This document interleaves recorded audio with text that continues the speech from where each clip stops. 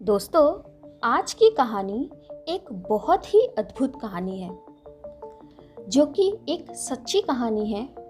और यह कहानी एक ऐसी संत की है जिन्होंने श्री कृष्ण के लिए अपना सब कुछ समर्पित कर दिया था, यहाँ तक कि वह श्री कृष्ण को ही अपना पति मान बैठी थी। दोस्तों, आज हम बात करेंगे मीराबाई की। मीराबाई भक्ति काल की एक ऐसी संत हैं जिन्होंने भक्ति की ऐसी चरम अवस्था दिखाई जो बहुत ही कम देखने को मिलती है।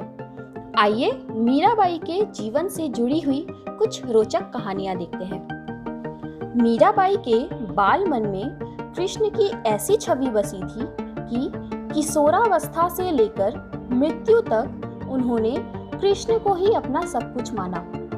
जोधपुर के राठौड़ रतन सिंह जी की इकलौती पुत्री मीराबाई का जन्म 16वीं शताब्दी में हुआ था। बचपन से ही वह कृष्ण भक्ति में रम गई थी। मीराबाई के बचपन में हुई एक घटना की वजह से उनका कृष्ण प्रेम अपनी चरम अवस्था तक पहुंचा।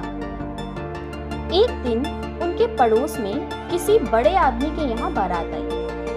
सभी औरतें छत पर खड़ी होकर बारात देख रही थी। मीराबाई भी बारात देखने लगी। बारात को देख मीरा ने अपनी माता से पूछा कि मेरा दूल्हा कौन है। इस पर उनकी माता ने कृष्ण की मूर्ति की ओर इशारा करके कह दिया कि यही तुम्हारे दूल्हा है। बस यह बात मीरा के मन में गांठ की तरह बन गई। बाद में मीराबाई की शादी महाराणा सांगा के पुत्र भोजराज, जो आगे चलकर महाराणा कुंभा कहलाए, उनसे कर दी गई। इस शादी के लिए पहले तो मीराबाई ने मना कर दिया, लेकिन जोर देने पर वह फूट फूट कर रोने लगी। शादी के बाद विदाई के समय वे कृष्ण की मूर्ति अपने साथ ले गई, जिसे उनकी माता ने उनका दूल्हा बताया था। ससुराल में अपने घरेलू कामकाज निभाने के बाद मीरा रोज कृष्ण के मंदिर चली जाती और कृष्ण की पूजा करती। उनकी मूर्ति के सामने गीत गाती और नृत्य करती। उनके ससुराल वाले तुलजा भवानी यानी दुर्गा को कुलदेवी मानते थे। जब मीरा ने कुलदेवी की पूजा करने से इनकार कर दिया तो परिवार वालों ने उनकी श्रद्धा भक्ति को मंजूरी नहीं दी। मीराबाई की ननद उदाबाई ने उन्हें बदनाम करने के लिए उनके खिलाफ एक साजिश रची। उसने राणा से कहा कि मीरा का किसी के साथ गुप्त प्रेम है और उसने मीरा को मंदिर में अपने प्रेमी से बात करते देखा है। राणा अपनी बहन के साथ आधी रात को मंदिर गया। वह मंदिर का दरवाजा तोड़कर अंदर पहुंचा और देखा कि मीरा अकेले ही कृष्ण की मूर्ति के सामने परम आनंद की अवस्था में बैठी मूर्ति से बातें कर रही थी और मस्ती में गा रही थी। राणा मीरा पर चिल्लाया, मीरा, तुम जिस प्रेमी से अभी बातें कर रही हो उसे मेरे सामने लाओ। मीरा ने जवाब दिया, वह सामने बैठा है, मेरा स्वामी नैनचोर, जिसने मेरा दिल चुराया है। और वह समाधि में चली गई। इस घटना से राणा कुंभा का दिल टूट गया, लेकिन फिर भी उसने एक अच्छे पति की भूमिका निभाई और मरते दम तक मीरा का साथ दिया।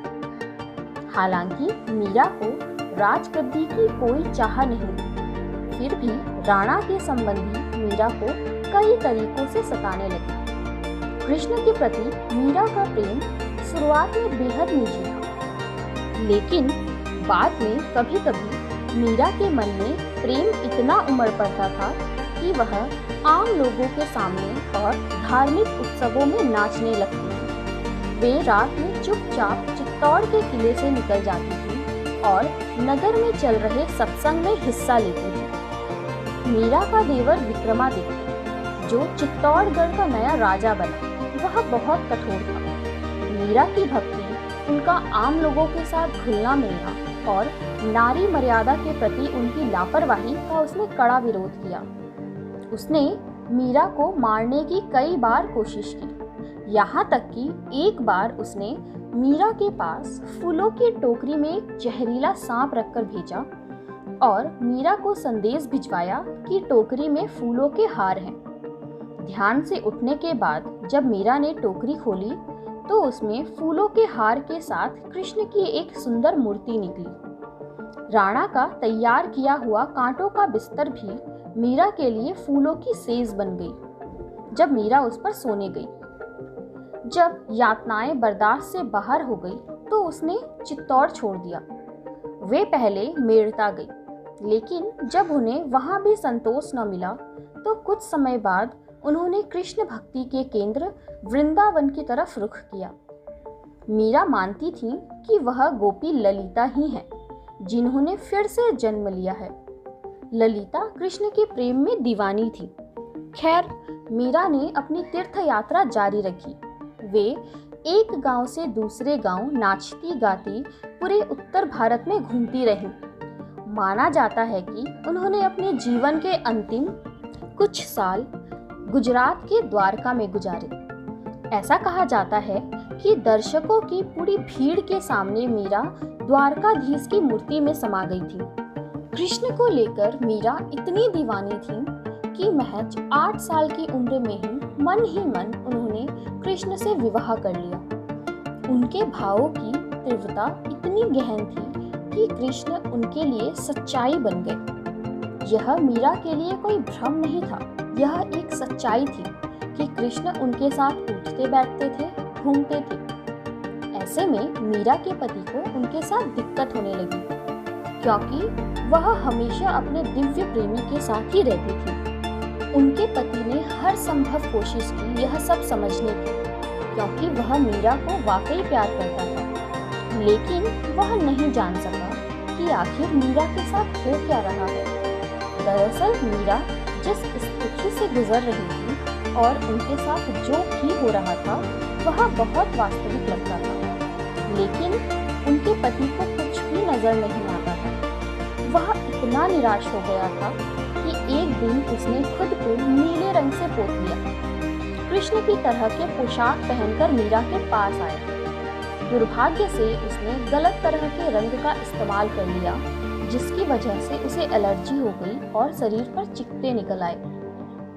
मीरा के इर्द गिर्द लोग शुरुआत में बड़े चकराए कि आखिर मीरा का क्या करें। बाद में जब कृष्ण के प्रति मीरा का प्रेम अपनी ऊंचाइयों तक पहुंच गया, तब लोगों को यह समझ आया कि वे कोई असाधारण औरत हैं। लोग उनका आदर करने लगे, यह देखकर कि वे ऐसी चीजें कर सकती हैं जो कोई और नहीं कर सकता। उनके आसपास भीड़ इकट्ठी होने लगी। पति के मरने के बाद मीरा पर व्यभिचार का आरोप लगाया गया, इसलिए शाही दरबार में उन्हें जहर पीने को दिया गया। उन्होंने कृष्ण को याद किया और जहर पीकर वहां से चल दी। लोग उनके मरने का इंतजार कर रहे थे, लेकिन वह स्वस्थ और प्रसन्न बनी रही। इस तरह की कई घटनाएं हुई। दरअसल भक्ति ऐसी चीज है जो व्यक्ति खुद को भी खुद से खाली कर देता है। जीव गोसाई वृंदावन में वैष्णव संप्रदाय के मुखिया थे। मीरा जीव गोसाई के दर्शन करना चाहती थी, लेकिन उन्होंने मीरा से मिलने से मना कर दिया। उन्होंने मीरा को संदेशा भिजवाया कि वह किसी औरत को अपने सामने आने की इजाज़त नहीं देंगी। मीराबाई ने इसके जवाब में अपना संदेश भिजवाया कि वृंदावन में हर कोई औरत है, अगर यहाँ कोई पुरुष है तो केवल गिरधर गोपाल। आज मुझे पता चला कि वृंदावन में कृष्ण के अलावा कोई और भी पुरुष है। इस जवाब से जीव गोसाई बहुत शर्मिंदा हुए। वह फौरन मीरा से मिलने गए और उन्होंने भरपूर सम्मान दिया। मीरा ने गुरु के बारे में कहा है कि बिना गुरु धारण किए भक्ति नहीं होती। भक्तिपूर्ण इंसान ही प्रभु प्राप्ति का भेद बता सकता है, वही सच्चा गुरु है। स्वयं मीरा के पद से पता चलता है कि उनके गुरु रैदास थे। ऐसा माना जाता है कि बहुत दिनों तक वृंदावन में रहने के बाद मीरा द्वारिका चली गई और सन 1560 में वे सब लोगों के सामने भगवान श्री कृष्ण की मूर्ति में समा गई। तो दोस्तों, यह थी मीराबाई की कहानी। आपको कैसी लगी आप हमें ज़रूर बताएं, और अगर आपको और भी ऐसी नई नई कहानियाँ चाहिए तो आप हमें कमेंट करके ज़रूर बताएं और हमारे चैनल को सब्सक्राइब करें। Thank you.